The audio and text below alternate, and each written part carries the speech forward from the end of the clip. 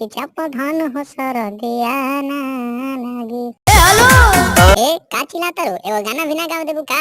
का कहल चाहता रो? कहा थे रात भर? अरे तो के अपना माने नहीं बुझात, कल सरस्वती पूजा रहे ना, वही पूजा पाठ करे गए नहीं हो धन। अच्छा जी।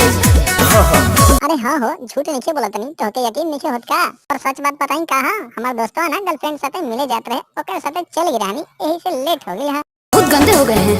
अरे तू जितना सोचा तारू ना, उतना हम गंदा लड़का ना है, हम तो दिल के साफ लड़का हैं। हम देखनी हर रात भर नाचवे ना नचनिया। अरे त का करबू, दोस्त साथे गई बनी त मस्ती तक करबे न करम, वैसे दिक्कत का बात होके के कर सठल बाटे कुलिया राजा।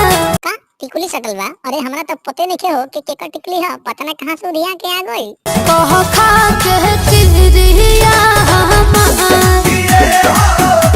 ए देखो, हम किरिया तो ना खाई ना, अगर हमरा के बर्गर पिज्जा कुरकुरे समोसा सिंघाड़ा देबू ना तो उ सब हम खा लेम। ओने मनोरंजन चाहिए, एने व्यंजन चाहिए, बताई हम। ए देखो, दिन भर आदमी केनहू रहे और रात के घर ही ना होला, ज्यादा मान जा, काहे नाराज बाड़ू? आई होश जाई भोर से जब दे में पिया हर लोई को ना जानी तो का कहलू है? लइको ना जानी, तनी फिर से कहिया था। हर लोई को ना जानी तो हर ने में पिया। अरे इतना आसान बारे, रुका हम आओ तनी। अरे तू हमके एक बात बताओ, टेबल पर तो प्लेटवा लौका था, पर खाना कहाँ बा? खाना में उड़ गई। ये देखा, हमारा दिमाग मत खराब करो, ठीक ना? हम अभी उतने प्यार करी ना जितना पहले करत रहनी तो से। के छोटो के बांट देला प्यार। अरे हाँ बोला का कहल चाहता रू? कर सठल बाटे कुलिया राजा। ये देखा, जॉन भाई टोन छोड़ा, अब गुस्सा थूक दे। नहीं थूकेंगे तो हटो। अच्छा हमके एक बात बतावा, हमारे सटवा में सही में टिकुलिया सटल है का?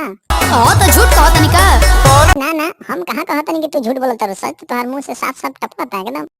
कह खा के किरिया हमार। क्या करबू, गलती तो हुई गई, माफ करा, सॉरी। आइंदा ध्यान रहे के चाहिए।